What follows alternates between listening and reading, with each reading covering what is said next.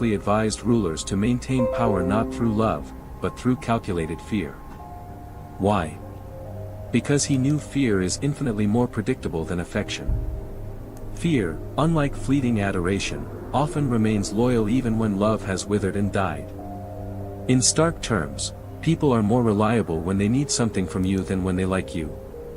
It's a harsh truth. But it's profoundly liberating. Once you internalize this, you stop bleeding for fair-weather companions. You stop exhaustively explaining yourself to those determined to misunderstand you. Most importantly, you stop being shocked when loyalty evaporates the instant you cease to be advantageous. You begin to move like a tactician, kind, but never naive, open, but never blind, generous, but never exploitable. This is the first law of Machiavellian power: don't depend on loyalty. Understand its inherent expiration date. No one is your friend, not in the idealized way you might hope. But once you accept this, truly, deeply accept it, you gain the most formidable advantage of all: independence from illusion. Kindness, a double-edged sword.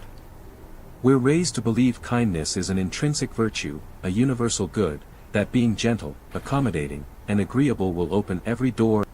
But Machiavelli knew better. He understood that kindness, when not wielded strategically, is frequently mistaken for weakness. He recognized that in the theater of power, niceness isn't admired, it's exploited. This isn't a stark warning: if your goodness isn't forged with strength, it becomes your. This narrative unfold. The person who constantly bends backward to please others, always agreeable, perpetually saying yes. They believe they're embodying nobility, earning adoration. But beneath the surface, a different dynamic takes hold. People begin to perceive them as harmless, predictable. They start to expect compliance. They relentlessly test boundaries. They scoff at silence.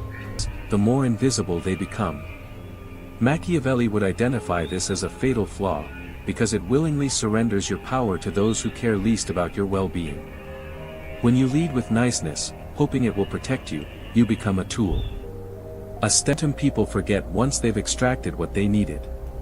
But when you lead with presence, a quiet, unshakable sense of inner strength, you command attention. Respect. Machiavelli argued that it is better to be feared than loved, if you cannot be both.